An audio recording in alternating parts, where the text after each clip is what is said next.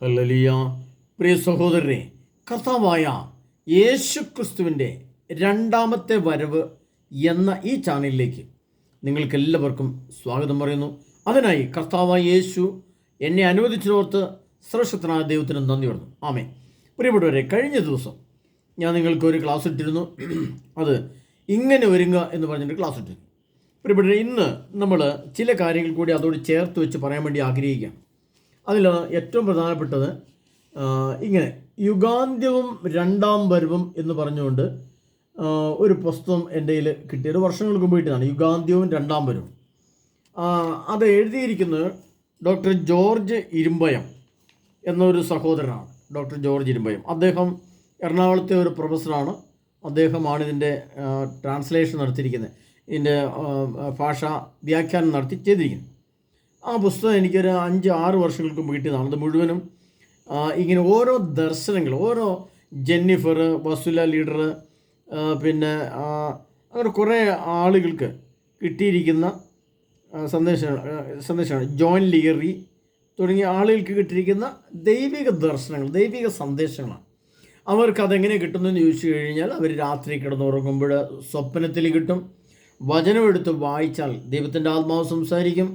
അവർക്ക് ചില വചനങ്ങളുടെ വ്യാഖ്യാന പരത്തിൽ കൂടെ ദൈവത്തിൻ്റെ ആത്മാവ് സംസാരിക്കും. അങ്ങനെ വിവിധ രീതിയിൽ വിശുദ്ധി നിറഞ്ഞ വ്യക്തികൾക്ക്, അതായത് ഈ ലോകത്തിലെ ഇന്ന് കണ്ണുകൊണ്ട് കാണുന്ന എല്ലാവിധ ജഡമോഹങ്ങളെയും വലിച്ചെറിഞ്ഞ് ക്രിസ്തു എന്ന ഏക ലക്ഷ്യത്തിനു വേണ്ടി, യേശു ക്രിസ്തു എന്ന പരമസത്യ ദൈവത്തിനു വേണ്ടി തൻ്റെ ജീവനും മനസ്സും ആത്മാവും തീരെഴുതി കൊടുത്ത് ഈ ലോകത്തെ മാറ്റി നിർത്തി, എന്നാൽ ഈ ലോകത്ത് ജീവിച്ചുകൊണ്ട് മറ്റുള്ളവരെ സ്നേഹിക്കുകയും സേവിക്കുകയും മറ്റുള്ളവർക്ക് വേണ്ടി പ്രാർത്ഥിക്കുകയും സഹനങ്ങൾ ഏറ്റെടുക്കുകയും ചെയ്യുന്ന കുറേ വ്യക്തികളൊക്കെ മാറ്റി നിർത്തപ്പെട്ടിട്ടുണ്ട് കർത്താവ്. അത്തരം വ്യക്തികൾക്ക്, പ്രിയപ്പെട്ടവരെ, ദൈവിക സന്ദേശങ്ങൾ ലഭിക്കും. അവർക്കാണ് ദൈവത്തിൽ നിന്നും, സർവശക്തനായ ദൈവത്തിൽ നിന്നും യേശു ക്രിസ്തുവിൻ്റെ രണ്ടാമത്തെ വരവുമായിട്ട് ബന്ധപ്പെട്ടിട്ടുള്ള സന്ദേശങ്ങൾ ലഭിക്കുക, വാർത്തകൾ ലഭിക്കുക, അതിൻ്റെ അറിവ് ലഭിക്കുക, മുന്നറിയിപ്പ് ലഭിക്കുക ഒക്കെ ചെയ്യുന്നു. അങ്ങനെ കിട്ടിയതിൻ്റെ അടിസ്ഥാനത്തിൽ വിശുദ്ധ ഫൗസ്റ്റീന, നമുക്കറിയാം, വിശുദ്ധ ഫൗസ്റ്റീനയുടെ ഒക്കെ ദൈവത്തിൻ്റെ ആത്മാവ് സംസാരിച്ച് എങ്ങനെയാണെന്ന് നമ്മൾ കേട്ടിട്ടുണ്ട്. അതായത് ഇതാണ് ഈ പുസ്തകം, യുഗാന്ത്യവും രണ്ടാം വരവും എന്ന ഈ പുസ്തകം. ഇതാണ് യുഗാന്ത്യവും രണ്ടാം വരവും. അപ്പോൾ നമുക്ക് മനസ്സിലാക്കുന്ന കാര്യമാണ്, ഈ പുസ്തകത്തിൽ എഴുതി വച്ചിരിക്കുന്ന ചില കാര്യങ്ങൾ, അവർക്ക് കിട്ടിയ സന്ദേശങ്ങളും എനിക്ക് കിട്ടിയ ചില സന്ദേശങ്ങളും, എനിക്കിങ്ങനെ കുറേ 2016 കാലഘട്ടങ്ങളിൽ കുറേയേറെ സന്ദേശങ്ങൾ ലഭിക്കുകയും, പ്രത്യേകിച്ചും യേശുക്രിസ്തുവിൻ്റെ രണ്ടാമത്തെ വരവിൻ്റെ സെക്കൻഡ്, മിനിറ്റ്, മണിക്കൂർ, ദിവസം, ആഴ്ച, മാസം, വർഷം വരെ വളരെ വ്യക്തമായിട്ട് വിശുദ്ധ ഗ്രന്ഥത്തിലുണ്ടെന്ന് പറയുകയും അതിൻ്റെ വചനാടിസ്ഥാനത്തിൽ കാണിച്ചു തരികയും ഇതിൻ്റെ വ്യാഖ്യാന തലങ്ങൾ കാണിക്കുകയും രാത്രിയിൽ ഉറങ്ങുമ്പോൾ ദൈവത്തിൻ്റെ സംസാരം ഞാൻ കേൾക്കുകയും വരാനിരിക്കുന്ന യുദ്ധങ്ങളും അതിൻ്റെ ഭീകരമായ സംഭവങ്ങൾ നമ്മൾ ടെലിവിഷനിൽ കാണുന്ന പോലെ കാണുകയും ചില സമയത്ത് ദൈവം സംസാരിക്കുന്ന മറുപടി സംസാരിക്കാൻ സാധിക്കുകയും ഒക്കെ ചെയ്ത ദർശനങ്ങളും വെളിപാടുകളും കാഴ്ചപ്പാടുകളും സ്വപ്നങ്ങളും ഒക്കെ എനിക്കും കിട്ടിയതുകൊണ്ടാണ് ഞാൻ ഇന്ന് നിങ്ങളോട് ഇങ്ങനെ സംസാരിക്കുന്നത്. അങ്ങനെ സംസാരിക്കണമെങ്കിൽ, ഒരു വ്യക്തിക്ക് ദൈവിക സന്ദേശങ്ങൾ കിട്ടണമെങ്കിൽ നാം നമ്മുടെ ഈ ലോകവുമായിട്ടുള്ളൊരു ബന്ധം വിടണം. ഈ ആധുനിക ലോകം അഥവാ അത്യന്താധുനിക ലോകം അഥവാ കമ്പ്യൂട്ടറൈസ്ഡ് ലോകം എന്ന് പറയുമ്പോൾ നമ്മുടെ കണ്ണുകൾക്കും കാതുകൾക്കും കേൾക്കുവാനും കാണുവാനും നമ്മൾ ആഗ്രഹിക്കുന്ന വസ്തുവിനെ ഗൂഗിൾ പേ ചെയ്ത് കഴിഞ്ഞാൽ അത് ഓൺലൈനിൽ കൂടെ നമ്മുടെ വീട്ടിൽ വരുത്താനും ഒക്കെയുള്ള സംവിധാനങ്ങൾ നിലനിൽക്കുന്ന ഒരു കാലഘട്ടത്തിലാണ് നാം ആയിരിക്കുന്നത്. അപ്പോൾ എത്രമാത്രം ഈ ജഡിക സുഖത്തിൽ നിന്നും, ശാരീരിക സുഖത്തിൽ നിന്നും, ഭൗതിക മേഖലയിൽ നിന്നും ഒഴിഞ്ഞു നിൽക്കാമോ, മാറി നിൽക്കാമോ, വിട്ടു നിൽക്കാമോ, ഉപേക്ഷിക്കേണ്ടതിനെയൊക്കെ ഉപേക്ഷിക്കാമോ, അങ്ങനെയൊക്കെ ക്രമീകരിക്കപ്പെട്ട വ്യക്തികളോടാണ് ദൈവത്തിൻ്റെ ആത്മാവ് സംസാരിക്കുക. അങ്ങനെ സംസാരിച്ച പല വ്യക്തികൾക്ക് കിട്ടിയിരിക്കുന്ന സന്ദേശങ്ങളാണ് ഇതിനകത്ത് എഴുതിയിരിക്കുന്നത്. അതിനകത്ത് ക്രൂശിതൻ്റെ ദർശനവും യേശുവിൻ്റെ രണ്ടാം വരവും എന്ന ഒരു സന്ദേശം അത് എഴുതിയിരിക്കുന്ന ദൈവഭക്തരായ പല ആളുകൾക്കും കിട്ടിക്കൊണ്ടിരിക്കുന്ന ദർശനങ്ങളിലും സന്ദേശങ്ങളിൽ നിന്ന് യേശുവിൻ്റെ രണ്ടാം വരവും അതിൻ്റെ മുന്നോടിയായ പീഡനങ്ങളും ശുദ്ധീകരണവും വളരെ അടുത്തിരിക്കുന്നു എന്ന് മനസ്സിലാക്കാം. അമേരിക്കയിലുള്ള ജെന്നിഫർ എന്ന സ്ത്രീക്കും അവിടെ തന്നെ ഉള്ള ജോൺ ലീറിക്കും മറ്റൊരാൾക്ക് ലഭിച്ചുകൊണ്ടിരിക്കുന്ന ദർശനങ്ങൾ, സന്ദേശങ്ങൾ പ്രധാനമായും അടിയന്തര ശ്രദ്ധ പതിപ്പിക്കേണ്ടതുമാണ്. അതിൽ ജെന്നിഫർക്ക് കിട്ടിയ സന്ദേശങ്ങളെക്കുറിച്ച് അദ്ദേഹം പറയുകയാണ്. ഈ ദർശനം 2003 അദ്ദേഹം 2003 ഒക്ടോബർ 12 അദ്ദേഹത്തിന് കിട്ടിയത്. 2033 മാർച്ചിൽ ജെന്നിഫർക്ക് കിട്ടിയ സന്ദേശങ്ങളിൽ വൈദികരോട് ആളുകളെ ഒരുക്കാൻ പറയുക. അത് ഇവിടെ എഴുതിയിട്ടുണ്ട്, ഞാനത് ഉണ്ടാക്കി പറയുന്നില്ല, ഇവിടെ എഴുതിയിട്ടുണ്ട്, നിങ്ങൾക്ക് വായിക്കാൻ പറ്റുമെങ്കിൽ വായിക്കാം. ഇത് ഇവിടെയാണ് എഴുതിയിരിക്കുന്നത്.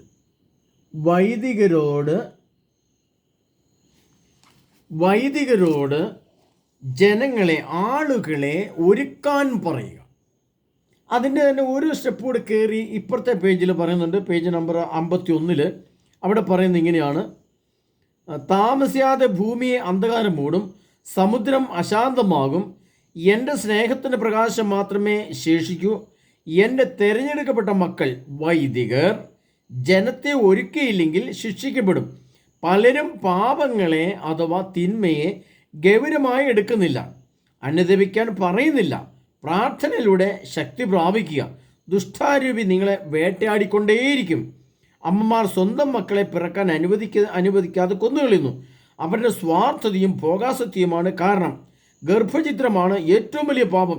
സ്വർഗഭോഗവും വിവാഹത്തിന് മുമ്പുള്ള വിവാഹം കൂടാതെയുള്ള ബന്ധങ്ങൾ വഴിയും ആളുകൾ പാപം കുന്നുകൂട്ടുന്നു.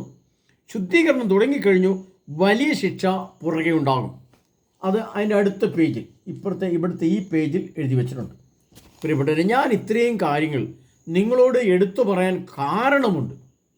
അതിന് ഏറ്റവും പ്രധാനപ്പെട്ട ഒരു കാരണമാണ് 2.5 വർഷങ്ങൾക്ക് മുമ്പ് ഞാൻ എൻ്റെ രൂപതയിൽ, തലശ്ശേരി രൂപതയിൽ ചെന്ന് എനിക്കിങ്ങനെ സന്ദേശങ്ങൾ ലഭിക്കാറുണ്ടെന്നും ഞാൻ ഈശോ പറഞ്ഞതനുസരിച്ച് കുറേ പുസ്തകങ്ങൾ എഴുതിയിട്ടുണ്ട്. യേശുവിൻ്റെ 2ാമത്തെ വരവ്, ഡേറ്റ്, സ്വർഗത്തിൻ്റെ ഘടന, എങ്ങനെ കുമ്പസാരിക്കണം, എന്തിനു കുമ്പസാരിക്കണം, ലോകാവസാനത്തിൻ്റെ 101 ലക്ഷണങ്ങൾ, ലോകാവസാനം യന്ത്രത്തിലൂടെ, ഇങ്ങനെ കുറേയേറെ പുസ്തകങ്ങൾ ഞാൻ ഈശോ പറയുന്നതനുസരിച്ച് എഴുതുകയും കുറേ പാട്ടുകൾ എഴുതുകയും ഒക്കെ ചെയ്തിട്ടുണ്ട്. ഇതെല്ലാം ഞാൻ രൂപതയിൽ അറിയിക്കുകയും, തലശ്ശേരി രൂപതയിൽ അറിയിക്കുകയും അവിടുത്തെ വൈദികരും ബിഷപ്പുമായിട്ട് സംസാരിക്കുകയും, ഈ ജനത്തെ ഒരുക്കാനായിട്ട് നമുക്ക് അച്ഛന്മാരടങ്ങുന്ന ഒരു ടീമിനെ വേണം, നമുക്കങ്ങനെ ഒരുക്കി ജനത്തെ ഒരുക്കണം. അത് ഒരുക്കേണ്ട പ്രത്യേക ക്ലാസ്സുകളിലെ വെളിപാട് ഗ്രന്ഥത്തെ ആസ്പദമാക്കിയിട്ട് എനിക്ക് കൂടുതൽ സന്ദേശം ലഭിക്കുക. അതിനകത്ത് പറഞ്ഞിരിക്കുന്ന കാര്യം അനുസരിച്ച് ജനം ഒരുങ്ങണം, സഭ ഒരുങ്ങണം, അതിന് ഒരു സംവിധാനം വേണമെന്നൊക്കെ പറഞ്ഞ് ചെന്ന് സംസാരിച്ചപ്പോൾ അത് പുച്ഛത്തോടെ തള്ളിക്കളയുകയും അത് അംഗീകരിക്കാതെ ഇന്നും അംഗീകരിച്ചിട്ടില്ല. ഇന്നും അത് എന്നെ ഉൾക്കൊള്ളിച്ചുകൊണ്ടൊരു ടീമിനെ രൂപപ്പെടുത്താൻ വേണ്ടി ഞാൻ പലവട്ടം പല വൈദികരുമായിട്ടും ഇടവക വികാരിയായിട്ടും ഒക്കെ സംഭവിച്ചിട്ടില്ല, അത് അംഗീകരിച്ചിട്ടില്ല. അങ്ങനെ വന്നപ്പോൾ ഞാൻ സ്വന്തമായി യേശുവേ ഇനി ഞാൻ എന്ത് ചെയ്യണം, ഞാൻ എങ്ങനെയാണ്, ഇതിനകത്ത് പറയുന്നുണ്ടല്ലോ വൈദികരോട് ജനങ്ങളെ ഒരുക്കാൻ പറയുക. അത് ജെന്നിഫറിനോട് പറയും. ജെന്നിഫർ എന്ന് പറയുന്ന സഹോദരൻ, അദ്ദേഹം അമേരിക്കയിലുള്ള വ്യക്തിയാണ്. അത് ജെന്നിഫർ എന്ന സ്ത്രീക്ക് അപ്പോൾ കിട്ടിയ സന്ദേശമാണ്. രണ്ടാമത്തേക്കാണ് പറയുന്നത്, എൻ്റെ തിരഞ്ഞെടുക്കപ്പെട്ട മക്കൾ ജനത്തെ ഒരുക്കുന്നില്ല എങ്കിൽ പാപത്തിൻ്റെ ശിക്ഷ കൂടുതലുണ്ടാവും. ഇപ്പുറത്തെ പേജ് പറയുകയാണ്. പ്രിയപ്പെട്ട, ഇങ്ങനെ വൈദികരോടാണ് ഒരുക്കാൻ പറഞ്ഞിരിക്കുന്നത്. അപ്പോൾ അങ്ങനെ ഒരുക്കാൻ പറഞ്ഞിട്ട് അവരൊരുക്കുന്നില്ല. അങ്ങനെ ഒരുക്കാതെ വന്നപ്പോഴാണ് ഞാൻ ഈശോയെ അങ്ങ് എനിക്ക് തന്ന സന്ദേശങ്ങൾ ഞാൻ എങ്ങനെ ജനത്തെ അറിയിക്കണം, അല്ലെങ്കിൽ ഞാൻ എന്ന വ്യക്തി അറിയിച്ചാൽ മതിയോ, അത് സഭയും സഭാതലവും അറിയിച്ചു കൊള്ളട്ടെ എന്ന് ഞാനിതാ ഈ സന്ദേശങ്ങളൊക്കെ എഴുതിയ പുസ്തകങ്ങൾ ഇതാന്ന് പറഞ്ഞ് ഞാൻ അവിടെ കൊടുത്തു. അവർ വായിച്ചു നോക്കി, അവരുള്ള കണ്ടു, അതും പുച്ഛത്തോടെ തള്ളിക്കളഞ്ഞിരിക്കുന്നു. എന്നെ അംഗീകരിച്ചിട്ടില്ല, എൻ്റെ വെളിപ്പെടുത്തൽ അംഗീകരിച്ചിട്ടില്ല. എന്നെ ഒരു ജനത്തെ ഒരുക്കാൻ വേണ്ടി കേരള സഭയും ഭാരത സഭയും ആഗോള സഭയും ഒരുക്കുവാൻ തക്കവിധമുള്ള ഒരു സന്ദേശങ്ങൾ യേശുവിൻ്റെ വരവിൻ്റെ ഡേറ്റ് അടക്കം എനിക്ക് പറഞ്ഞു തന്നിട്ട് അത് അംഗീകരിക്കാമെന്ന് വന്നപ്പോൾ സ്വന്തം അഭിപ്രായത്തിൽ യേശുവിനോട് ചോദിച്ച് ഈശോയുടെ അറിവോട് കൂടി, ഈശോയുടെ സംഭവത്തോടു കൂടിയാണ് ഞാൻ ഈ ശുശ്രൂഷ ചെയ്യുന്നത്. അപ്പോൾ ഈ പുസ്തകത്തിൽ പുസ്തകം വായിച്ചപ്പോൾ എന്നെ ഏറ്റവും കൂടുതൽ എൻ്റെ മനസ്സുടക്കി നിൽക്കുന്ന സംഭവങ്ങളാണ്. വൈദികരോട് ആളുകളെ ഒരുക്കാൻ പറയുക. ഈ ദർശനം 2003 ഒക്ടോബർ 12 2003 മാർച്ചിൽ ജെന്നിഫർക്ക് കിട്ടിയ സന്ദേശങ്ങളിൽ വൈദികരോട് ആളുകളെ ഒരുക്കാൻ പറയുക. എല്ലാവർക്കും വേണ്ടി പ്രാർത്ഥിക്കാനും പ്രാർത്ഥനയുടെ ശക്തി ഉയർത്താനും അവരെ ആഹ്വാനം ചെയ്യാം. ഇപ്പോഴത്തെ പറയുന്നത്, എൻ്റെ ജനത്തെ ഒരുക്കുന്നില്ലെങ്കിൽ ശിക്ഷിക്കപ്പെടും. പലരും പാവങ്ങളെ ഗൗരവമായി എടുക്കുന്നില്ല, അനുദപിക്കാൻ പറയുന്നില്ല, പ്രാർത്ഥനയുടെ ശക്തി ആർജിക്കാൻ അതും പറയുന്നുണ്ട്. ഇതൊക്കെ വൈദികരോട് പറഞ്ഞതാണ്, ഞാൻ പറഞ്ഞതല്ല. ഞാനെന്ന വ്യക്തി വൈദികരോട് എന്ന് പറഞ്ഞാൽ നിങ്ങൾ ജനത്തെ ഒരുക്കണമെന്ന് ഞാൻ പറഞ്ഞിട്ടില്ല. ഇത് അമേരിക്കയിലുള്ള ഏതോ വ്യക്തി പറഞ്ഞതാണ്. അത് അതിൻ്റെ ഇംഗ്ലീഷ് രൂപത്തിൽ നിന്നും യുഗാന്ത്യവും രണ്ടാം വരവും ഡോക്ടർ ജോർജ് ഇൻബ എന്ന അദ്ദേഹം വിവർത്തനം ചെയ്തു വെച്ചിരിക്കുന്ന പുസ്തകം എനിക്ക് കിട്ടിയപ്പോൾ അതിൽ നിന്ന് എനിക്ക് കിട്ടിയ വചനങ്ങളാണ്, വാക്കുകളാണ്. അപ്പോൾ ഇവിടെ എന്താണ് സംഭവിക്കുക? പട്ടിയെ കൊണ്ട് തിന്നുകയുമില്ല, പശു ഇട്ട് തീറ്റിക്കുകയുമില്ല. പട്ടിയെ കൊണ്ട് തീറ്റിക്കുമില്ല, പശു ഇട്ട് തിന്നുകയുമില്ല എന്ന് പറഞ്ഞൊരവസ്ഥയിലാണ് ഇപ്പോൾ. അതുകൊണ്ട് പ്രിയ സഹോദരങ്ങളെ, ഞാൻ വ്യക്തിപരമായി എനിക്ക് ഒരു സന്ദേശം വെച്ച് ഞാൻ ഈ യൂട്യൂബ് ചാനലിലൂടെ ജനത്തെ, ലോകത്തെ അറിയിക്കുകയാണ്. യേശുക്രിസ്തുവിൻ്റെ രണ്ടാമത്തെ വരവ് പടിവാതിക്കലാണ്, തൊട്ടടുത്താണ്, വളരെ വളരെ അടുത്താണ്. ഇതിനകത്ത് മതിനാണ് പറഞ്ഞത്. അതിൻ്റെ ഡേറ്റുകളടക്കം, സെക്കൻഡ്, മിനിറ്റ്, മണിക്കൂർ, ദിവസം, ആഴ്ച, മാസം, വർഷം അടക്കം ഞാൻ പറഞ്ഞിട്ടുണ്ട്. എനിക്ക് അറിയുകയും ചെയ്യണം കർത്താവ് എന്നാണ് വരുന്നത്. അപ്പോൾ ഇതിനുള്ള സംവിധാനങ്ങൾ ഒരു ധ്യാന ടീമിൻ്റെ രൂപത്തിൽ സഭയിൽ ഇടവകയിൽ കൊടുക്കാമെന്ന് പറഞ്ഞാൽ അവർ സമ്മതിക്കുന്നുമില്ല. അപ്പോൾ പിന്നെ എന്ത് ചെയ്യും? അപ്പോൾ ഇതാണ് എനിക്ക് നിങ്ങളോട് പറയാനുള്ളൊരു ആഹ്വാനം, ഈ കേൾക്കുന്ന ജനത്തോട് പറയാനുള്ളൊരു ആഹ്വാനം ഇതാണ്. നിങ്ങൾ പ്രിയപ്പെട്ടവരെ എവിടെ നിന്നൊക്കെ, അപ്പോൾ എന്നിൽ നിന്ന് മാത്രം കേൾക്കണമെന്ന് വാശി പിടിക്കാനോ പറയാനോ ഞാൻ ആഗ്രഹിക്കുന്നില്ല, അതെല്ലാം കേൾക്കുന്നവരുടെ ഇഷ്ടം. എവിടെ നിന്നൊക്കെ യേശുക്രിസ്തുവിൻ്റെ രണ്ടാമത്തെ വരവിൻ്റെ ക്ലാസ്സുകൾ ലഭിക്കുന്നുവോ അതാരുമായിക്കൊള്ളട്ടെ, പന്തക്കോസ്ത് വിഭാഗമായിക്കൊള്ളട്ടെ, മറ്റ് ഏതെങ്കിലും സഭാവിഭാഗങ്ങളായിക്കൊള്ളട്ടെ, ദൈവവചനം വ്യാഖ്യാനിക്കുന്നത് കേൾക്കുക. യേശുക്രിസ്തുവിൻ്റെ വരവുമായിട്ട് ബന്ധപ്പെട്ട കാര്യങ്ങളാണ് കൂടുതൽ ശ്രദ്ധിക്കുക. എന്നിട്ട് അതിനകത്ത് ഞാൻ എങ്ങനെ ഒരുങ്ങണം, എൻ്റെ കുടുംബം എങ്ങനെ ഒരുങ്ങണം എന്ന് അതിനകത്ത് ആരെങ്കിലും പറയാൻ കഴിവുള്ളവർ പറഞ്ഞിട്ടുണ്ടാവും, അല്ലെങ്കിൽ പറയും. ഇപ്പോൾ എൻ്റെ ഇന്നലത്തെ ക്ലാസ് നിങ്ങൾ കേട്ടിട്ടുണ്ടാവും. അപ്പോൾ അതിനകത്ത് ഞാൻ പറയുന്നത് എന്താണ്?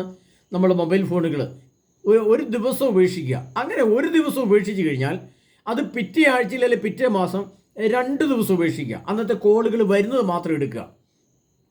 അല്ലെങ്കിൽ നമുക്ക് പെട്ടെന്ന് ഒരാളോട് സംസാരിക്കേണ്ടതുണ്ട്, പെട്ടെന്നൊരു വാട്സപ്പിൽ കൂടെ ഒരു മെസ്സേജ് വിദേശത്തിരിക്കുന്ന മോനോ മോക്കോ കൊടുക്കേണ്ടതുണ്ട്, അത് മാത്രം കൊടുക്കുക. ബാക്കി സമയം എന്ത് ചെയ്യണം? എൻ്റെ ബാറ്ററി അടക്കം ഊരി മാറ്റി വെക്കുക. അങ്ങനെ അതുപോലെ തന്നെ ഞാൻ പറഞ്ഞല്ലോ, വസ്ത്രധാരണത്തിലെ അശുദ്ധി, പ്രത്യേകിച്ചും നമുക്കറിയാം പാൻറ്റും ഇറുകിയ ബനീന് പോലുള്ള സാധനം ഇട്ട് നടക്കുന്ന സ്ത്രീകൾ, അത് തെറ്റാണ്, ദൈവത്തിന് മുമ്പിൽ തെറ്റാണ്. പാൻറ്റ് ഷർട്ടും എന്നുള്ള രീതിയിൽ ഉപയോഗിക്കുന്നത് ദൈവജനത്തിൽ പറഞ്ഞിരിക്കുന്നത് എന്താണ്? പുരുഷൻ സ്ത്രീയുടെ വസ്ത്രമോ സ്ത്രീ പുരുഷൻ്റെ വസ്ത്രമോ ധരിക്കരുത്. അങ്ങനെയൊക്കെ കുറേ കാര്യങ്ങൾ വചനത്തിലൂടെ പറഞ്ഞിട്ടുണ്ടോ. അതെല്ലാം പ്രത്യേകം ശ്രദ്ധിച്ചുള്ളൂ. കാരണം ഇത് ഞാൻ എടുത്തു പറയാൻ കാരണം, നമ്മൾ ഏത് വസ്തു ഉപയോഗിച്ച് ഈ ഭൂമിയിൽ തിന്മ എന്ന പ്രവൃത്തി ചെയ്യുന്നുവോ ആ ചെയ്യുന്ന പ്രവൃത്തിയിൽ നിന്നും ഒരു ദുരാത്മാവ് നമ്മളിലേക്ക് കയറി വരും. അത് നമ്മൾ വിചാരിക്കും ഒരു ദുരാത്മാവാണ്, പക്ഷേ എന്നാൽ ഒരു ദുരാത്മാവല്ല. ഒരു തിന്മ ചെയ്യുമ്പോൾ ആ തിന്മയിലൂടെ 100 കണക്കിനോ 1000 കണക്കിനോ 10000 ദുഷ്ടാരൂപികൾ, ദുഷ്ടാത്മാക്കൾ നമ്മുടെ ഹൃദയത്തിലേക്ക് കയറി വരും. ഇത് കയറി വരുന്ന വഴിക്കൊന്നും നമുക്ക് പെട്ടെന്ന് മനസ്സിലാവില്ല. ഈ പിശാചി നമ്മുടെ അടുത്തേക്ക് കയറി വന്നു എന്നൊന്നും നമുക്ക് മനസ്സിലാവുകയില്ല, പെട്ടെന്നൊന്നും മനസ്സിലാവില്ല. അത് കുറേ കാലം നമ്മുടെ ഹൃദയത്തിൽ ഇങ്ങനെ ഇരുന്ന് അത് പിന്നീട് ചില സാഹചര്യങ്ങളിൽ, ചില പശ്ചാത്തലങ്ങളിലാണ് അത് നമുക്കെതിരെ പ്രവർത്തിക്കുക, അല്ലെങ്കിൽ നമ്മളെ കൊണ്ട് കെണിയിൽ ചാടിക്കുക, അല്ലെങ്കിൽ നമ്മളെ കൊണ്ട് കുഴിയിൽ ചാടിക്കുക. ഒന്നെങ്കിൽ അത് വലിയൊരു ആക്സിഡൻ്റ് ആകാം, അല്ലെങ്കിൽ വലിയൊരു സാമ്പത്തിക തകർച്ചയാകാം, അല്ലെങ്കിൽ വലിയൊരു കുടുംബ കലഹമാകാം, അല്ലെങ്കിൽ വലിയൊരു പ്രശ്നത്തിൻ്റെ മുമ്പിൽപ്പെട്ട് വലിയൊരു കേസോ അല്ലെങ്കിൽ അതുപോലുള്ള എന്തെങ്കിലും വലിയ പ്രതിസന്ധികളിൽ കൊണ്ടേയാക്കാം. ഇനി മറ്റൊന്ന്, നമ്മളിൽ വർക്ക് ചെയ്യുന്ന, നമ്മളിൽ പ്രവർത്തിക്കുന്ന പൈശാചിക തിന്മകൾ നമ്മളെ പ്രലോഭിപ്പിക്കുകയും മോഹിപ്പിക്കുകയും ചെയ്ത് ചില കെണികളിലേക്ക് കൊണ്ട് തള്ളിവിടും. പ്രത്യേകിച്ച് യുവതീവാക്കന്മാരാണെങ്കിൽ പ്രേമ നൈരാശ്യങ്ങളിലേക്ക് പോവുക, പ്രേമത്തിന് വേണ്ടി അങ്ങനെ പെൺകുട്ടികളെ കണ്ടോ ആൺകുട്ടികളെ കണ്ടു പോവുക, അത് പരാജയപ്പെട്ടാൽ അന്നേരം ആത്മഹത്യ ചെയ്യുക. അതൊന്നും പെട്ടെന്ന് പെട്ടെന്ന് സംഭവിക്കുന്നത്. പക്ഷേ ഇതിൻ്റെ ദുരാത്മാക്കൾ കയറിയിരിക്കുന്നത് വർഷങ്ങൾക്ക് മുമ്പായിരിക്കും. പ്രത്യേകിച്ചും ഇത്തരം മീഡിയകൾ നമ്മൾ കണ്ണുകൊണ്ട് കാണേണ്ടത് എന്താണ് എന്ന് നമ്മൾ വ്യക്തമായിട്ട് നമുക്കൊരു ധാരണയും ബോധ്യവും വേണം. പ്രത്യേകിച്ച് ഇത് പറയാൻ കാരണം, ഇനി വരും കാലഘട്ടങ്ങളിൽ AI റോബോട്ട് കാലഘട്ടങ്ങളാണ്. അവിടെ മുന്നോട്ട് പോകുമ്പോൾ നമ്മൾ ഇപ്പോൾ 2025 കാലഘട്ടങ്ങളിൽ നമ്മൾ മൊബൈൽ ഫോണിൽ കൂടെയോ ലാപ്ടോപ്പിൽ കൂടെയോ സിനിമയിൽ കൂടെയോ ടെലിവിഷനിൽ കൂടെയോ ഇപ്പോൾ കണ്ടുകൊണ്ടിരിക്കുന്ന പരിപാടികളോ പ്രോഗ്രാമുകളോ അല്ല ഇനി 2027, 28, 29 കാലഘട്ടങ്ങളിൽ വരുന്നത്. അത് ഇപ്പോൾ എന്ന് പറഞ്ഞാൽ ഗവൺമെൻറ്റുകളുണ്ട്, ഓരോ രാജ്യത്തിനും അതിൻ്റേതായ ഗവൺമെൻറ്റുകളുണ്ട്, അല്ലെങ്കിൽ ഓരോ ചട്ടക്കൂടുകളുണ്ട്, അല്ലെങ്കിൽ നിയമ സംവിധാനങ്ങളുണ്ട്. അതിൽ കൂടെ മോശമായിട്ടുള്ളത് കാണിക്കാൻ പാടില്ല, മോശമായിട്ടുള്ളത് പറയാൻ പാടില്ല, അത് വിശ്വാസത്തെ വിശുദ്ധിക്കും നീതീകരിക്കുന്നതായിരിക്കണം, ഗവൺമെൻറ്റുകൾക്ക് ചേർന്നതായിരിക്കണം, ആരെയും പ്രലോഭിപ്പിക്കരുത്, ആരും ചീത്ത വിളിക്കരുത്. അങ്ങനെ കുറേ കണ്ടീഷൻസ്, നിയമങ്ങൾ, നീതിയുടെ നിയമങ്ങൾ ഇന്നുണ്ട്. എന്നാൽ വരും കാലഘട്ടങ്ങളിൽ, പ്രത്യേകിച്ചും 28 മുതലുള്ള മേലോട്ടുള്ള കാലഘട്ടങ്ങളിൽ എന്തു സംഭവിക്കുമെന്ന് ചോദിച്ചാൽ, ഇതിന് കൺട്രോളില്ല, നിയന്ത്രണമില്ലാതെ ഇൻ്റർനെറ്റിൽ നിന്ന് വലിയ കാര്യങ്ങൾ നമ്മുടെ കണ്ണുകൾ കൊണ്ട് കാണാനിടയാവും. അത് സ്വാഭാവികമായിട്ടും സംഭവിക്കുന്നത് 10 ദൈവപ്രമാണങ്ങളുടെ എതിർ പ്രമാണങ്ങളായിരിക്കും. അപ്പോൾ നിങ്ങൾക്ക് അറിയത്തില്ലാത്തൊരു കാര്യം ഞാൻ പറഞ്ഞുതരാം. എപ്പോഴും ദൈവപ്രമാണം 10 മാത്രമല്ല. 10 പ്രമാണത്തിന് 10 വിശുദ്ധിയുടെ പ്രമാണങ്ങൾ, സ്വർഗത്തിൻ്റെ പ്രമാണങ്ങളും 10 അശുദ്ധിയുടെ എതിർ പ്രമാണങ്ങൾ, സാത്താൻ്റെ പ്രമാണങ്ങളുണ്ട്. അപ്പോൾ ഒരു പ്രമാണത്തിൽ എപ്പോഴും 2 പ്രമാണങ്ങളുണ്ട്. അപ്പോൾ ഒരു പ്രമാണം എന്ന് പറയുന്നത് എപ്പോഴും 3 പ്രമാണമാണ്. അങ്ങനെ 2 പ്രമാണം എന്ന് പറയുമ്പം രണ്ടാമത്തേത് അങ്ങനെ മൊത്തം 30 പ്രമാണം ഉണ്ട്, ദൈവപ്രമാണമുണ്ട്, ദൈവകൽപ്പനയുണ്ട്.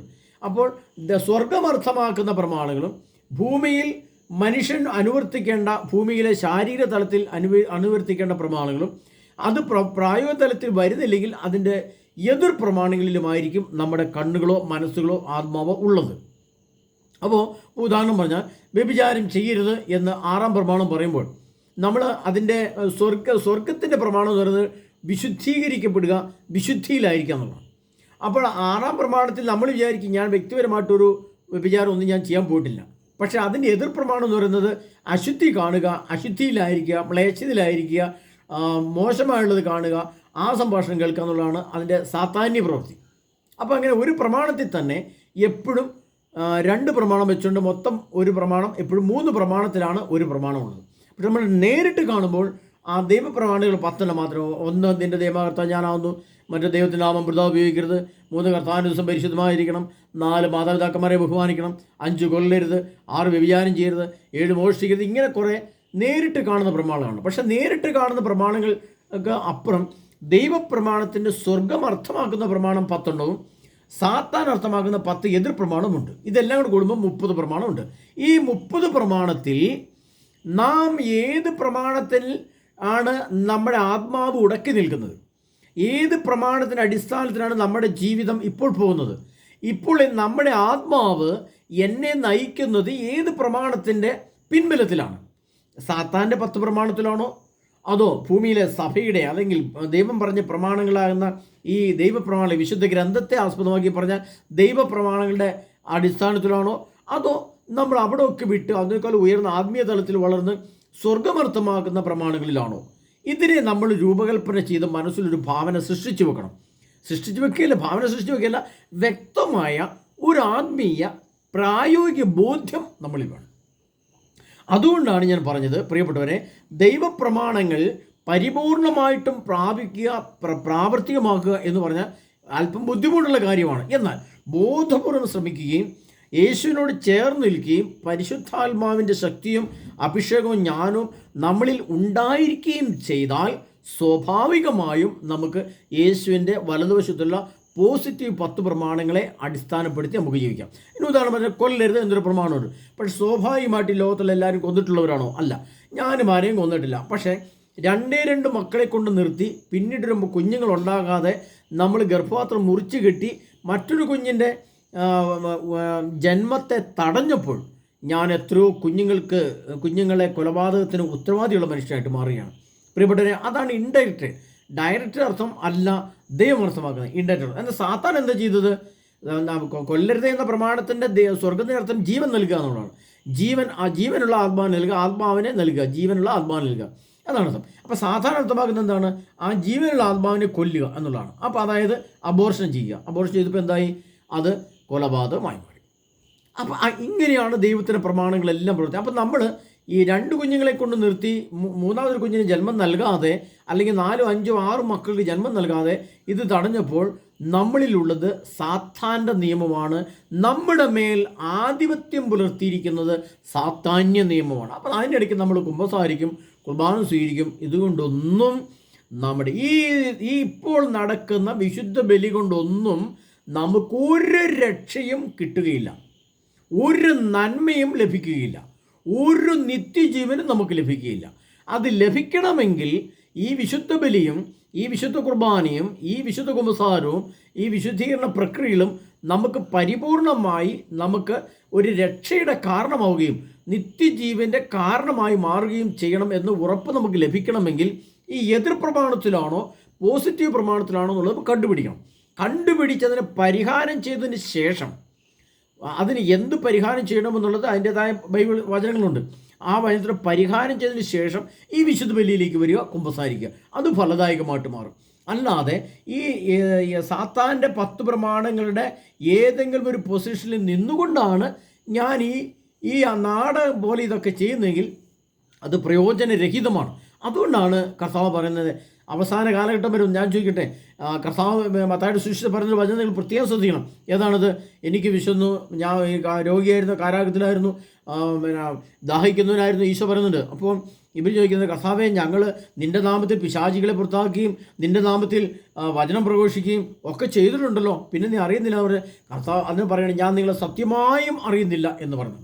അതിന് പറയുന്നത്, ശപിക്കപ്പെട്ടവരെ നിങ്ങൾ എന്നിൽ നിന്നും അകന്ന് പിശാചിനുമായിട്ട് ദൂതന്മാർക്കുമായി സജ്ജമാക്കി നിത്യാന്തിലേക്ക് പോയെന്നാണ് പറയുന്നത്. അപ്പോൾ ഈ കാലഘട്ടം അത്രയും നമ്മൾ ഈ പരിശുദ്ധ കുർബാനയും സ്വീകരിച്ച് ഈ കുമ്പസാരം നടത്തിയിട്ട് അവസാന കാലഘട്ടം വരുമ്പോൾ കർത്താവ് നമ്മളെ വിധിക്കുമ്പോൾ നമ്മൾ ശപിക്കപ്പെട്ടവരെ നമ്മുടെ മുഖത്ത് നോക്കി, അച്ഛന്മാരുടെ മുഖത്ത് നോക്കിയോ, മെത്രന്മാരുടെ മുഖത്ത് നോക്കിയോ, കർദിനാൾമാരുടെ മുഖത്ത് നോക്കിയോ, മാർപ്പാപ്പയുടെ മുഖത്ത് നോക്കിയോ, അല്ലെങ്കിൽ വചനപോഷനായി എൻ്റെ മുഖത്ത് നോക്കിയോ, നിങ്ങളുടെ മുഖത്ത് നോക്കിയോ കർത്താവ് ചോദിക്കേണ്ടി വന്നാൽ, ചോദിക്കുക തന്നെ ചെയ്യും. ചോദിക്കേണ്ടി വന്നാൽ നമ്മുടെ നില, നമ്മുടെ അവസ്ഥ, ആ സമയത്ത് അയ്യോ രക്ഷിക്കണമെന്ന് പറഞ്ഞ് കൈ നീട്ടിയാൽ കേൾക്കുന്ന ഒരു ക്രിസ്തു അല്ല ക്രിസ്തു. അവിടെ വിധിയാളനാണ് സർവശക്തനായ ദൈവം. അതുകൊണ്ടാണ് അതിനു മുമ്പുള്ള കാലഘട്ടങ്ങളെക്കുറിച്ച് ഇത്ര വ്യക്തമായ മുന്നറിയിപ്പ്. അതുകൊണ്ടാണ് പറഞ്ഞത്, ജെന്നിഫറിനോടൊക്കെ പറഞ്ഞിരിക്കുന്നതാണ് സന്ദേശങ്ങളിൽ, വൈദികരോട് ആളുകളെ ഒരുക്കാൻ പറയുക. എൻ്റെ തിരഞ്ഞെടുക്കപ്പെട്ട മക്കൾ, ദൈവമക്കൾ, വൈദികർ ജനത്തെ ഒരുക്കുന്നില്ലെങ്കിൽ ശിക്ഷ വലുതായിരിക്കും. അപ്പോൾ ഒരുക്കേണ്ട സമയത്ത് അവർ ഒരുക്കുന്നില്ല. ഇപ്പോൾ അവർക്ക് എന്താ തൊഴിൽ? ഇപ്പോൾ എന്താ, ഒരു കുർബാനയല്ലേ പോയി പരിപാടി തീർന്നു, സ്തോത്രം. ഞായറാഴ്ച ദിവസം ഒരു കുർബാന തീർന്നു, പരിപാടി തീർന്നു. പിന്നീടുള്ള സമയങ്ങളൊക്കെ അവർക്ക് എന്താ തൊഴിൽ? അച്ഛന്മാർക്ക് എന്തെങ്കിലും തൊഴിലുണ്ടോ? അവർ സുഖമായിട്ട് ജീവിക്കുന്നു. നാട്ടിൽ ഞങ്ങളോ കൃഷിക്കാരോ ഞങ്ങൾക്ക് അത് കന്നാലിയുള്ളൊരവസ്ഥ നിലയ്ക്ക്, ആടും കന്നാലിയുള്ളൊരവസ്ഥ നിലയ്ക്ക് അവർക്ക് ഈ മഴക്കാലത്ത് വീട്ടിലിരിക്കുന്ന നേരമുണ്ടോ? പ്രിയപ്പെട്ടവരെ, ആടിന് പറയും, കന്നാലിന് പറയും, പോകാൻ സമയമില്ല, സമയം തികയുന്നില്ല. 2 നേരത്തെ കറവയും അതിന് ശുശ്രൂഷണം, അധ്വാനം, കഠിനാധ്വാനം ചെയ്ത് ജീവിക്കുമ്പോൾ ആളുകളെ ഒരുക്കേണ്ട, ഇടവകളെ ഒരുക്കേണ്ട വൈദികർ, രൂപതകളെ ഒരുക്കേണ്ട മെത്രാന്മാർ, സഭയെ ഒരുക്കേണ്ട കർദിനാൾമാർ, അവർ ഇപ്പോൾ എന്താണ് ചെയ്തുകൊണ്ടിരിക്കുന്നത്? അത് ഞാൻ ചോദിക്കില്ല, കർത്താവ് ചോദിക്കുകയാണ്. നിങ്ങൾ ഈ ജനത്തെ ഒരുക്കുന്നില്ലെങ്കിൽ ശിക്ഷയുടെ അളവ് കൂടും. അതുകൊണ്ട് വിശുദ്ധീകരണം തുടങ്ങിക്കഴിഞ്ഞു വലിയ ശിക്ഷ പുറകെ ഉണ്ടാകും. ഇത് ഞാൻ ഉണ്ടാക്കി പറയല്ലേ, പറയപ്പെട്ടെ, എന്നിട്ട് എഴുതി വെച്ചിരിക്കുന്ന വചനങ്ങളാണ്. വലിയ ശിക്ഷ പുറകെ ഉണ്ടാവും. ഇത് എഴുതി വെച്ചിട്ടുണ്ട്, നിങ്ങൾ വായിക്കാൻ പറ്റും, വായിച്ചു. അപ്പോൾ വലിയ ശിക്ഷ പുറകെ വരികയാണ്. എന്തുകൊണ്ട്? ഒരുക്കുന്നില്ലേ? എന്താണ് ഈ ഒരുക്കം? നമ്മൾ ഈ സുവിശേഷത്തിലെ ഒരുക്കമല്ല. ഞാൻ പലപ്പോഴും പറയാറുള്ളതാണ് പ്രിയപ്പെട്ടവരെ, സുവിശേഷത്തിലല്ല ഇപ്പോൾ നമ്മൾ ജീവിക്കുന്നത്. സുവിശേഷമല്ല നമുക്കിനി ആവശ്യമുള്ളത്. ഇനി നമ്മുടെ കേരള സഭയിലെ കുർബാനകളിൽ സുവിശേഷം വായിക്കരുത്. സുവിശേഷം കൊണ്ട് നമുക്കൊരു യാതൊരു ഗുണമോ പ്രയോജനമോ ഇല്ല. അതിൻ്റെ കാരണം സുവിശേഷത്തിൻ്റെ കാലഘട്ടം കഴിഞ്ഞു പോയി. സുവിശേഷം നമ്മൾ കേട്ട് അതിൽ പുഷ്ടി പ്രാപിച്ച് വളർന്ന് ആത്മാവ് നിറഞ്ഞ് വിശുദ്ധി നിറഞ്ഞ് നമ്മൾ ഫലം ചൂടി നിൽക്കുന്ന ഒരു പൂവും കായുമുള്ള ഒരു മരം പോലെ നിൽക്കുന്ന സമയമാണ് ഇപ്പോൾ നമ്മുടെ സഭയും നമ്മൾ ക്രിസ്ത്യാനികളും നമ്മൾ ചെയ്യേണ്ടത്. അപ്പോൾ യേശുവിൻ്റെ വരവിന് വേണ്ടി ഒരുങ്ങി കാത്തു നിൽക്കുന്ന ഒരവസ്ഥ. പ്രത്യേകിച്ച് 5 കന്യകമാർ 10 കന്യകമാരുടെ കാര്യം പറഞ്ഞിട്ടുണ്ടല്ലോ. അവർ വിളക്കിനകത്ത് എല്ലാം റെഡിയാക്കി വെച്ച് കിടന്നുറങ്ങുകയാണ്. അർദ്ധരാത്രിയിൽ ഇതാ മണവാളൻ അവനെ എതിരേൽക്കുമെന്ന് ആർപ്പുവിളി ഉണ്ടായി. അപ്പോൾ ആർപ്പുവിളി ഉണ്ടായപ്പോൾ അവർ പെട്ടെന്ന് എഴുന്നേറ്റ് വിളക്ക് കത്തിച്ച് എണ്ണയിൽ തിരിയൽ നോക്കുമ്പോൾ തിരി കിട്ടുപോയി. അപ്പം ഞാൻ ചോദിക്കട്ടെ, ഈ പ്രിയ സഹോദരൻ, നമ്മൾ ചിന്തിക്കേണ്ടത് ഇതെല്ലാം വ്യക്തമായ സന്ദേശമാണ്. വ്യക്തമായ ദൈവിക സന്ദേശങ്ങൾ അറിഞ്ഞ് കർത്താവ് എഴുതി വെച്ചിരിക്കുകയാണ്. ഇത് നമ്മുടെ പ്രായോഗതലത്തിൽ കൊണ്ടുവരാൻ വേണ്ടി. അപ്പോൾ ഇതിനകത്ത് വിവേകികളും അവിവേകികളും ഉണ്ടായിരുന്നു. 2 കൂട്ടർ ഒരുമിച്ചാണ് ജീവിച്ചത്. അവരൊരുമിച്ച് ഇടപഴകുകയും ഒരുമിച്ച് ജീവിക്കുകയും ഒരുമിച്ച് പള്ളിയിൽ പോവുകയും ഒരുമിച്ച് കുർബാന കാണുകയും ഒരുമിച്ച് ധ്യാനത്തിന് പോവുകയും ഒരുമിച്ച് തിരിച്ചു വരികയും ഒക്കെ ചെയ്തിട്ടുണ്ട്. നമ്മുടെ അച്ഛന്മാർ നമ്മുടെ ഒരുമിച്ച് നടക്കുന്നു, പത്രാന്മാരുടെ കൂടെ നടക്കുന്നു, അവർ നമ്മുടെ പള്ളിയിൽ വരുന്നു, പോകുന്നു, ഒക്കെ ചെയ്യുന്നു, എല്ലാം ഒരുമിച്ച് തന്നെയാണ്. പക്ഷേ സർവശക്തനായ യേശുവിൻ്റെ വരവിൽ പെട്ടെന്ന് 5 എന്ന് വിഭജിക്കുകയാണ്. അത് എങ്ങനെയാണ് വിഭജിക്കപ്പെടുന്നത്? പെട്ടെന്ന് കർത്താവായ യേശുവെ ഇതാ മണവാളൻ ഇത് ആർപ്പുളി ഉണ്ടായ സമയത്ത് വിളക്ക് തെളിക്കുന്നു. ആ വിളക്ക് എന്ന് പറയുന്നത് പരിശുദ്ധാത്മാവാണ്. അശുദ്ധി ഇല്ലാത്ത അവസ്ഥയാണ് പരിശുദ്ധി നിറഞ്ഞ ശരീരമാണ്. പരിശുദ്ധാത്മാവ് നിറഞ്ഞ വ്യക്തി പെട്ടെന്ന് യേശുവിനെ വിളിക്കുമ്പോൾ അവൻ്റെ ആത്മാവ് സ്വർഗവുമായിട്ടൊരു ബന്ധം സ്ഥാപിക്കും. കാരണം അവനിൽ ഒരശുദ്ധിയോ അവളിൽ ഒരശുദ്ധിയോ ഉണ്ടായിരിക്കില്ല. അത്രമാത്രം വിശുദ്ധീകരിക്കപ്പെട്ട പരിശുദ്ധാത്മാവ് സ്വർണം പോലെ 24 ക്യാരറ്റ് പോലെ നമ്മൾ തിളങ്ങി നിൽക്കേണ്ട കാലഘട്ടവും സമയമാണിത്. എന്നാൽ ഇന്ന് ഒരുക്കത്തിൻ്റെ ABCD നടന്നിട്ടില്ല. ഒരുക്കത്തിൻ്റെ ABCD എന്താണ് ഒരുങ്ങേണ്ടത്, എങ്ങനെയാണ് ഒരുങ്ങേണ്ടത്, എന്താണ് മാറ്റേണ്ടത്, എന്താണ് കുംഭസാരത്തിൽ ഏറ്റുപറയേണ്ടത്, ഏത് വിഷയത്തെ ഓർത്താണ് ഞാൻ കൂടുതൽ അനുദപിക്കേണ്ടത്, ഏത് വിഷയത്തെയാണ് ഞാൻ മാറ്റി നിർത്തേണ്ടത്, എന്താണ് എന്നിലെ കുറവ്, യേശുവിൻ്റെ വരവിൻ്റെ നിത്യജീവൻ്റെ പ്രാപ്തിക്കായിട്ട് ഒരുങ്ങേണ്ട യോഗ്യത എന്നിൽ എന്താണെന്നുള്ളതിൻ്റെ വ്യക്തമായി ഒരു വ്യക്തിയോട് ചോദിച്ചാലും പറയാൻ പറ്റില്ല. ആർക്കും അറിയത്തില്ല. ഇപ്പം നമ്മൾ ഉദാഹരണം പറഞ്ഞ ഒരു വൈദികനോട് ചോദിക്കും, ഇടവകയിലെ വൈദികൻ, നമ്മൾ നിത്യജീവന് വേണ്ടി നാളെ യേശു വരികയാണ്, ഞാൻ നിത്യജീവന് വേണ്ടി എങ്ങനെയാണ് ഒരുങ്ങേണ്ടത്, ഇപ്പം ഞാൻ എന്താണ് ചെയ്യേണ്ടത്, നാളെ യേശു വരുവാണ്, അല്ലെങ്കിൽ ഒരാഴ്ച കഴിയുമ്പോൾ യേശു വരുന്നൊരു അറിയിപ്പിട്ട് ഇപ്പം ഞാൻ എന്ത് ചെയ്യണമെന്ന് ചോദിച്ചാൽ അവരെന്ത് പറയും? അവരോട് സംസാരിച്ചോ, അതൊക്കെ നല്ല പറയുള്ളൂ. അത്രയിൽ വരും എന്താ സംസാരിക്കേണ്ടത്? എന്താണ് പാവം, എന്താണ് തിന്മ, വല്ല ബോധമുണ്ടോ, വല്ല ബോധ്യമുണ്ടോ, നമുക്ക് ഉണ്ടോ? വെളിപാട് ഗ്രന്ഥത്തെ ആസ്പദമാക്കിയിട്ടാണ് ഒരുങ്ങേണ്ടത്. അതിനകത്താണ് ഏറ്റവും അവസാനമായിട്ട് ഒരു മനുഷ്യൻ എങ്ങനെ ഒരുങ്ങണം, അവൻ്റെ ഒരുക്കത്തിൻ്റെ രീതി എന്തായിരിക്കണം, അവൻ്റെ ആത്മാവ് എപ്രകാരമുള്ളൊരു ആത്മാവായിരിക്കണം, അവൻ്റെ ശരീരത്തിൻ്റെ ഘടന ഏത് രീതിയിലുള്ളൊരു ശരീരഘടനയോട് കൂടിയ ഒരു ശരീരഘടന ആയിരിക്കണം, ഏത് രീതിയിലായിരിക്കണം അവൻ്റെ ഇപ്പോഴത്തെ അവസ്ഥ, അവളുടെ അവസ്ഥ, അവൾ ഏത് വസ്ത്രം ധരിച്ചിട്ടുണ്ടായിരിക്കണം ഇപ്പോൾ ഈ നിമിഷങ്ങളിൽ, നമ്മൾ ഏത് രീതിയിലുള്ള ക്രമീകരണങ്ങൾ ചെയ്തിട്ടുണ്ട്, അങ്ങനെ കുറേയേറെ കാര്യങ്ങൾ അത് വിശുദ്ധ ഗ്രന്ഥത്തെ ആസ്പദമാക്കി നമ്മൾ വരും. അല്ലാതെ സഭയുടെ നിയമങ്ങൾ അനുസരിച്ചോ സഭയുടെ കാഴ്ചപ്പാടനുസരിച്ചുള്ള ഒരുക്കമല്ല ആവശ്യമുള്ളത്. സഭയുടെ കാഴ്ചപ്പാട് വികലമാണ്. ശരിയായ ആത്മീയ കാഴ്ചപ്പാട് ഇപ്പോൾ സഭയിലില്ല. അങ്ങനെ വരുമ്പോൾ നമ്മൾ എന്ത് ചെയ്യണം? വെളിപാട് ഗ്രന്ഥത്തിൽ കർത്താവ് പറഞ്ഞു എങ്ങനെയോ അങ്ങനെയാണ് ഒരുക്കേണ്ടത്. അതിൻ്റെതായ നിബന്ധനകളുണ്ട്. അതുകൊണ്ടാണല്ലോ ലൊവൈക്കൽ സഭയ്ക്ക് എന്ന് പറഞ്ഞാൽ ഓരോ സഭയ്ക്ക് തന്നെ കർത്താവ് പറയുന്നുണ്ട്. ഞാൻ മുൻ ക്ലാസ്സിൽ പറഞ്ഞിട്ടുള്ളതാണ്. ഓരോ സഭയോടും പറയുന്നുണ്ട്. പിന്നെ മുദ്ര തുറക്കുന്നത്, ഓരോ മുദ്രയും തുറന്നു വരുമ്പോൾ നമ്മൾ ആ മുദ്ര തുറക്കുമ്പോൾ ഉണ്ടാകുന്ന വിനാശങ്ങളിൽ പെട്ടുപോകാതിരിക്കാൻ കർത്താവ് പറഞ്ഞിരിക്കുന്നത് എന്താണ്? ഓരോ സഭയോടും പറയുന്നുണ്ട്. എന്നോട് സംസാരിച്ച ശ്രദ്ധിക്കാൻ കത്തുകൾ എഫെസൂസിലെ സഭയ്ക്ക് അവിടെ കത്താണ്, അപ്പസ്തലന്മാരിൽ നിന്ന് നടിക്കുകയും എന്നാൽ അങ്ങനെ അല്ലാതായിരിക്കുകയും ചെയ്യുന്നവരെ പരിശോധിച്ച് അവർ വ്യാജം പറയുന്നവരാണെന്ന് നീ കണ്ടുപിടിച്ചു. തീർച്ചയായും ക്ഷമാപൂർവ്വം പിടിച്ചു നിൽക്കാൻ തക്ക കഴിവ് നിനക്കുണ്ട്. എൻ്റെ നാമത്തെ പ്രതി പീഡകൾ സഹിച്ചിട്ടും നീ ക്ഷീണിച്ചില്ല. എങ്കിലും എനിക്ക് നിനക്കെതിരെ ഒന്ന് പറയാനുണ്ട്. നിനക്ക് ആദ്യമുണ്ടായിരുന്ന സ്നേഹം നീ കൈവിടിഞ്ഞു. അതിനാൽ നീ ഏതവസ്ഥയിൽ നിന്ന് അധംപതിച്ചെന്ന് ചിന്തിക്കുക, അനുദപിച്ച് ആദ്യത്തെ പ്രവൃത്തികൾ ചെയ്യുക. അല്ലെങ്കിൽ ഞാൻ നിൻ്റെ അടുത്ത് വരികയും നിൻ്റെ ദീപപീഠം അതിൻ്റെ സ്ഥാനത്തുനിന്ന് നീക്കിക്കളയുകയും ചെയ്യും. എന്നാൽ നിനക്കൊരു ഗുണമുണ്ട്. നിക്കോളാസ് പക്ഷക്കാരുടെ ചെയ്തികൾ നീ വെറുക്കുന്നു, അവ ഞാനും വെറുക്കുന്നു. ആത്മാവ് സഭകളോട് പറയുന്നത് എന്തെന്ന് ചെവിയുള്ളവൻ കേൾക്കട്ടെ. വിജയം വരിക്കുന്നവന് ദൈവത്തിൻ്റെ പരദേശിലുള്ള ജീവവൃക്ഷത്തിൽ നിന്ന് ഞാൻ ഭക്ഷിക്കാൻ കൊടുക്കും. അപ്പോൾ നിൻ്റെ ദീപപീഠം, അതാണ് നമ്മൾ 5 കന്യകമാരിലെ ദീപം തെളിച്ചതാണ് പരിശുദ്ധാത്മാവാണ്. അവൻ എല്ലാ ഇന്ദ്രിയങ്ങളിലും ഒരു വ്യക്തിയാണ്, അതാണോ പെണ്ണോ ആയിക്കോട്ടെ, എല്ലാ ഇന്ദ്രിയങ്ങളിലും ദൈവത്തിൻ്റെ പരിശുദ്ധാത്മാവിൻ്റെ ജ്ഞാനവും വിശുദ്ധിയും അതിൻ്റെ സ്നേഹവും അതിൻ്റെ ശുശ്രൂഷകളും സദ്ഫലങ്ങളും മാത്രമായിരിക്കണം. അതുകൊണ്ടാണ് ഇന്നലെ ക്ലാസ്സിൽ പറഞ്ഞത് ഇങ്ങനെ ഒരുങ്ങുക. ഒരു ദിവസം മാത്രം വൈദ്യുതി ഓഫാക്കാനോ, ഒരു ദിവസം മാത്രം ഭക്ഷണം കഴിക്കാതിരിക്കാനോ, ഒരു ദിവസം മാത്രം മൊബൈൽ മാറ്റി വെക്കണോ എന്നല്ല അർത്ഥം. ഇതൊരു പരിശീലനം, മോക്ക് ഡ്രില്ല്. നമ്മൾ കഴിഞ്ഞ പ്രാവശ്യം പാകിസ്ഥാനോട്ട് യുദ്ധം പ്രശ്നങ്ങൾ വന്നപ്പോൾ നമ്മൾ കണ്ടതാണ് മോക്ക് ഡ്രില്ല് പരിശീലനം. എങ്ങനെയാണ് മിസൈലിൽ നിന്ന് രക്ഷപ്പെടുക, അതിൻ്റെ മോക്ക് ഡ്രില്ല് എന്ന് പറഞ്ഞാൽ നമ്മൾ കിടക്കേണ്ടടുത്ത് കിടക്കണം, പെട്ടെന്ന് എങ്ങോട്ട് എടുത്ത് മാറണം, അങ്ങനെയൊക്കെയുള്ള കുറേ കാര്യങ്ങൾ പരിശീലിക്കുന്നു എന്നതുപോലെ, അതിന് മോക്ക് ഡ്രില്ല് എന്നതുപോലെ നമ്മൾ ഓരോ ദിവസവും ഇതിനെ ക്രമീകരിച്ച് നോക്കുക. പിന്നീട് അതിൻ്റെ എണ്ണവും അളവും കൂട്ടിക്കൊണ്ടിരിക്കുക. അങ്ങനെ എന്തെല്ലാം നമുക്ക് ഉപേക്ഷിക്കാമോ? നിത്യജീവനാണ് പരമപ്രധാനം. അതിനപ്പുറത്തേക്ക് നമുക്കൊന്നുമില്ല. കാരണം നിത്യജീവൻ ലഭിച്ചില്ല എങ്കിൽ അതിൻ്റെ ഏറ്റവും വലിയ പ്രശ്നം എന്ന് പറയുന്നത് പിന്നീട് വരുന്നത് പാതാളമാണ്. അത് സൃഷ്ടിക്കപ്പെടുകയാണ്. പാതാളം സൃഷ്ടിക്കപ്പെട്ട് നമ്മുടെ മുമ്പിലേക്ക് വരുന്നു, സ്വർഗം സൃഷ്ടിക്കപ്പെട്ട് അതും നമ്മുടെ മുമ്പിലേക്ക് വരുന്നു. 2 ഓപ്ഷനേ ഉള്ളൂ. ഒന്നുകിൽ നിത്യജീവനിലേക്ക് പ്രവേശിച്ച് സ്വർഗത്തിലേക്ക് മാറ്റപ്പെടുക, അല്ലെങ്കിൽ പാതാളത്തിലേക്ക് തള്ളപ്പെടുക. അപ്പോൾ രണ്ടിലൊന്ന് നമ്മൾ തീരുമാനിച്ചാൽ പോരാ. നിത്യജീവനിലേക്ക് പോകാൻ വേണ്ടി തക്കവിധമുള്ള ക്രമീകരണം. അപ്പോൾ ആളത്തിൽ പോയി അതിനകത്ത് കിടന്ന് വെച്ച് പിന്നെ ആര് രക്ഷിക്കും? പിന്നീട് എന്നേക്കുമാണ് അവിടെ കിടക്കുക. അപ്പോൾ പ്രിയപ്പെട്ടവരെ, നമ്മൾ ചിന്തിക്കേണ്ടത് ഇങ്ങനെ ഓരോ ഈ പുസ്തകം അതിൻ്റെ പുസ്തകമാണ്. ഈ പുസ്തകം മുഴുവനും അതിൻ്റെ പുസ്തകമാണ്. ഈ യുഗാന്ത്യവും രണ്ടാം വരവും. ഇതിൻ്റെ പല പുസ്തകങ്ങളും പലരും വായിച്ചിട്ടുണ്ട്, പലർക്കും കുറേ കാര്യങ്ങൾ ഇതിനകത്തറിയാം. അത് എനിക്ക് കിട്ടിയ സന്ദേശം കൂടെ കൂട്ടിച്ചേർത്ത് ഞാൻ പറയുകയാണ്. അതുകൊണ്ട് നമ്മൾ ഇനി ചിന്തിക്കേണ്ട ഇതാണ്, നമുക്ക് സഭയിൽ നിന്ന് നല്ലൊരു ഒരുക്കം, ഇതിൻ്റെ ഒരുക്ക ക്ലാസ്സുകൾ, പ്രത്യേകിച്ച് 666 എന്താണ് ഇവിടെ ഈ എയർ റോബോട്ടിനെ പറ്റി ബൈബിളിൽ എഴുതി വെച്ചിരിക്കുന്നത് എവിടെയാണെന്ന് പോലും ആർക്കും അറിയത്തുണ്ടെന്ന് എനിക്ക് തോന്നുന്നില്ല. ഇപ്പോൾ ലോകം അവസാനിക്കുന്ന സൂര്യനും ചന്ദ്രനും ഭൂമിയും കത്തി ചാമ്പലാകുന്ന യന്ത്രമേതാണ്?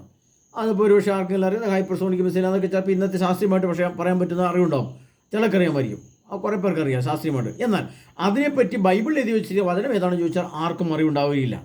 അപ്പോൾ ഇങ്ങനെയാണ് നമ്മുടെ വിശുദ്ധഗ്രന്ഥത്തെ സംബന്ധിച്ചുള്ള മനുഷ്യൻ്റെ ജ്ഞാനം. അതനുസരിച്ചാണ് നമുക്ക് നിത്യജീവനിലേക്ക് പ്രവേശനം. അല്ലാതെ കേവലം ഒരു ഞായറാഴ്ചത്തെ വിശുദ്ധ ബലിയും കണ്ടേച്ച് വീട്ടിൽ പോയിരുന്നിട്ട് പുട്ടും കടല അടിച്ചാണെന്നും സ്വർഗം നിത്യജീവനിലേക്ക് പ്രവേശിക്കില്ല പ്രിയപ്പെട്ടവരെ. അത് അത്രയും നമുക്ക് ഇത്രയും നീളത്തിലേ നമുക്ക് സുവിശേഷമുള്ളൂ ഞായറാഴ്ച ദിവസങ്ങളിൽ. പ്രത്യേകിച്ച് മറ്റേ ദിവസങ്ങളൊന്നും സുവിശേഷത്തിൻ്റെ പൂർണ്ണത നമുക്ക് കിട്ടുന്നില്ല. അതാരും പ്രസംഗിക്കുന്നില്ല, പറയുന്നില്ല. പറഞ്ഞാൽ തന്നെ ഒരു തിയോളജിക്കൽ എന്ന് പറഞ്ഞിട്ട് കുറച്ച് കാര്യങ്ങൾ നമുക്ക് കിട്ടുള്ളൂ. ഒരു ദാർശനിക ദൈവിക ദർശന വചന വ്യാഖ്യാന സന്ദേശം നമുക്ക് ലഭിക്കാറില്ല.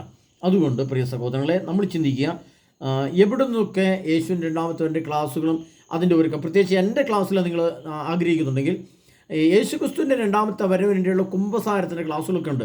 അത് സ്പെഷ്യലൈസ്ഡ് ക്ലാസ്സുകളാണ്. സാധാരണ ആർക്കും എടുക്കാൻ പറ്റാത്തതും ആരും കേൾക്കാത്തതുമായ പ്രത്യേക രീതിയിലുള്ള ക്ലാസ്സുകളാണ്. അതിൻ്റെ യേശുവിൻ്റെ വരവിൻ്റെ ലക്ഷണങ്ങളെക്കുറിച്ചുള്ള ക്ലാസ്സുകൾ എല്ലാം ഞാൻ വെളിപ്പെടുത്തി സംസാരിക്കാറില്ല. ഇപ്പോൾ എൻ്റെ ക്ലാസ്സുകളിപ്പോൾ കുറച്ച് ധ്യാന ക്ലാസ്സുകൾ നിർത്തിവെക്കുകയാണ്. നിർത്തി വെച്ചിട്ടുണ്ട് ഞാനിപ്പോൾ. അതിൻ്റെ കാരണം കേരളത്തിൽ അങ്ങോളം ഇങ്ങോളം റെഡ് അലേർട്ടുകളും കാലാവസ്ഥ വളരെ മോശം ആയതുകൊണ്ടാണ്. മനുഷ്യന് പോകാനും വരാനും സഞ്ചരിക്കാനുള്ള പ്രശ്നങ്ങൾ വളരെ രൂക്ഷമാണ്. യാത്രയിലായിരിക്കുമ്പോൾ അപകടം പറ്റിയാൽ എന്തു ചെയ്യും? അതുകൊണ്ട് കുറച്ച് ദിവസങ്ങൾ, കുറച്ച് മാസങ്ങൾ കൂടെ എൻ്റെ ധ്യാന ക്ലാസ്സുകൾ ഞാൻ പെൻഡിങ്ങിൽ വെച്ചിരിക്കുകയാണ്. അതിനുശേഷം ഒരു മാസമോ 2 മാസമോ ഒക്കെ കഴിയുമ്പോൾ ധ്യാന ക്ലാസ്സുകൾ പുനരാരംഭിക്കും. അപ്പോൾ ഞാൻ ഇടത്തേക്കും വലത്തേക്കും നോക്കുന്നില്ല പ്രിയപ്പെട്ടവരെ. എന്നെ അനുവദിക്കാത്ത സ്ഥിതിക്ക് എൻ്റെ കർത്താവിൻ്റെ മുമ്പിൽ കർത്താവിൻ്റെ സുവിശേഷമല്ല, സനാതന സുവിശേഷത്തിലേക്കാണ് പോവുക.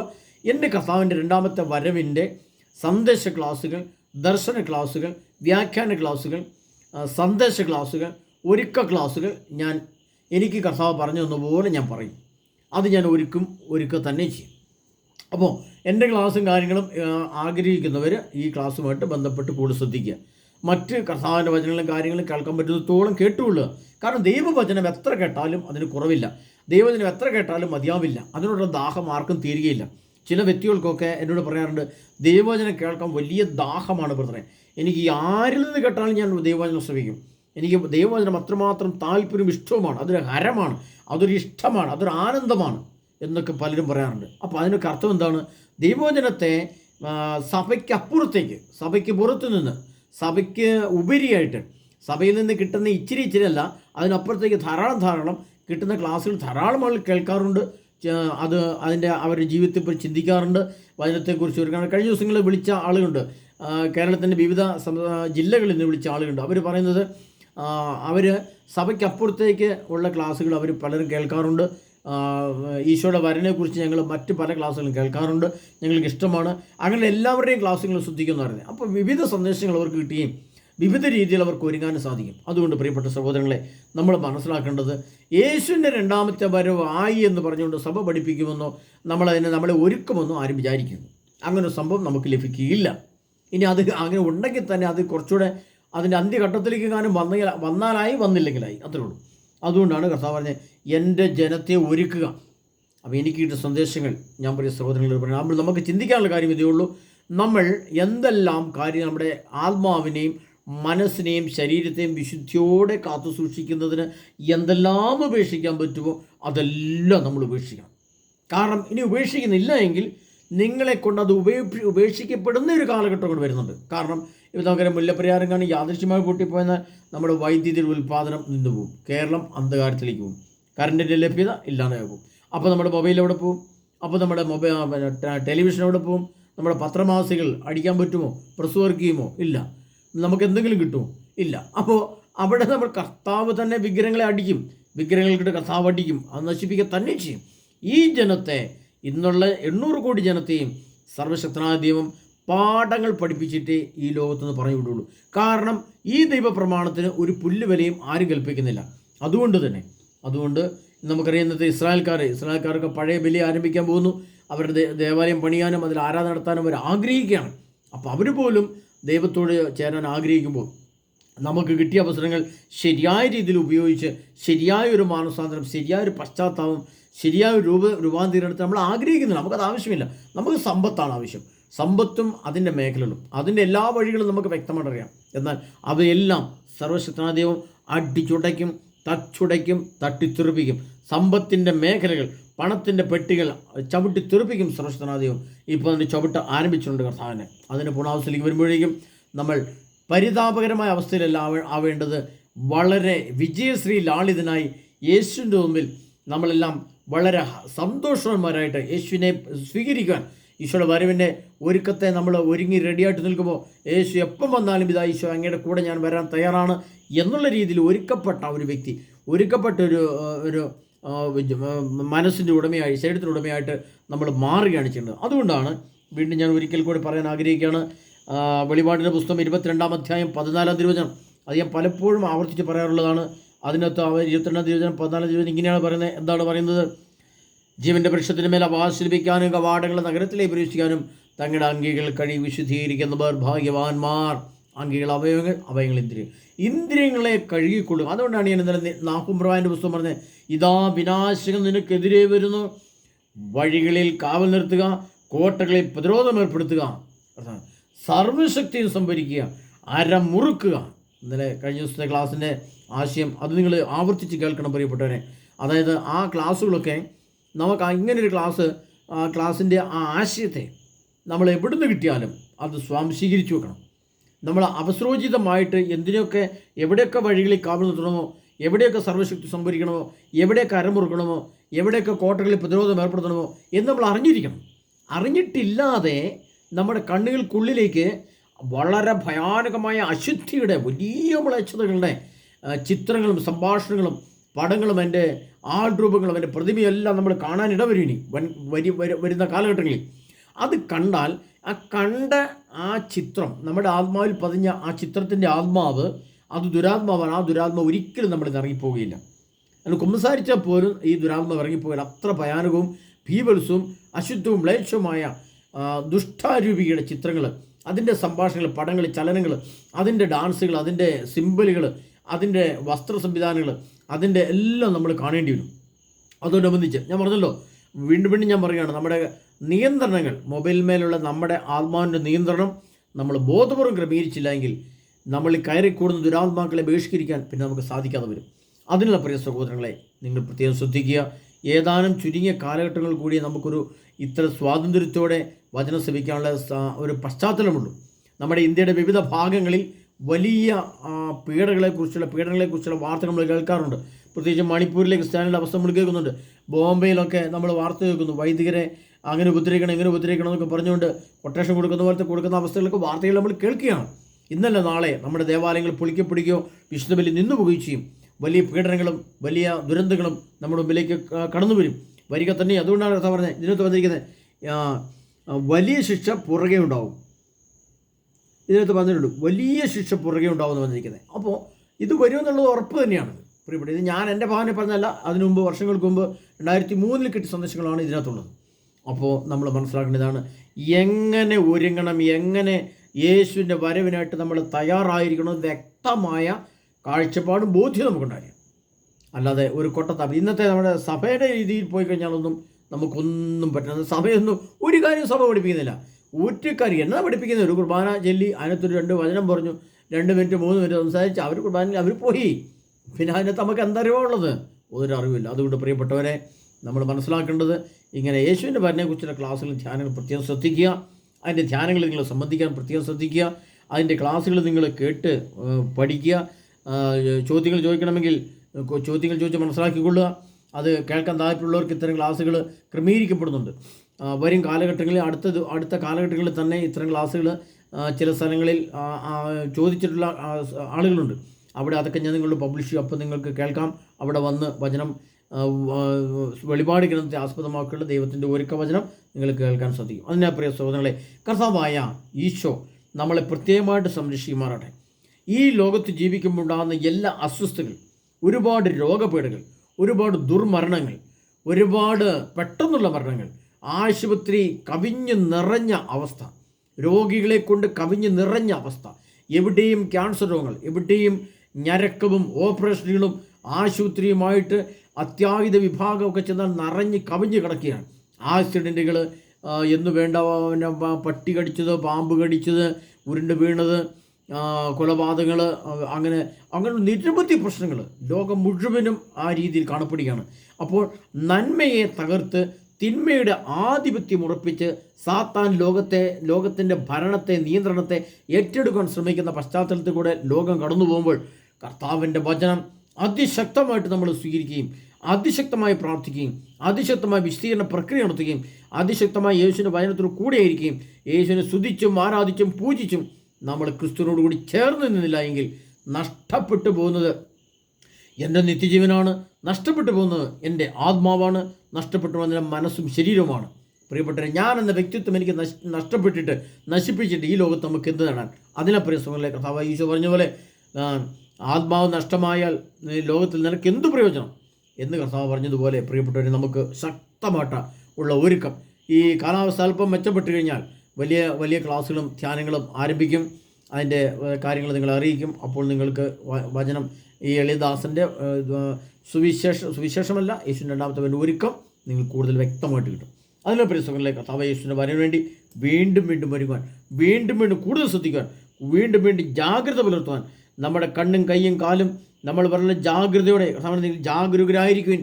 കർത്താവ് പലപ്പോഴും തന്നെ നിങ്ങൾ ജാഗരൂകരായിരിക്കും, നിങ്ങൾ ശ്രദ്ധയുള്ളവരായിരിക്കും, നിങ്ങൾ ഇതെല്ലാം ഗ്രഹിച്ചുവോ, നിങ്ങളിതെല്ലാം ഉൾക്കൊണ്ടോ എന്നൊക്കെ കർത്താവ് ചോദിക്കുന്നുണ്ട് എന്ന് പറഞ്ഞതുപോലെ വളരെ ശ്രദ്ധാപൂർവമായിരിക്കേണ്ട നിമിഷങ്ങളിലൂടെ കടന്നു പോകണം. അതല്ല പ്രിയ സഹോദരങ്ങളെ, കർത്താവായ യേശുക്രിസ്തു നമ്മെ ഓരോരുത്തരെയും സമൃദ്ധമായി അനുഗ്രഹിക്കട്ടെ.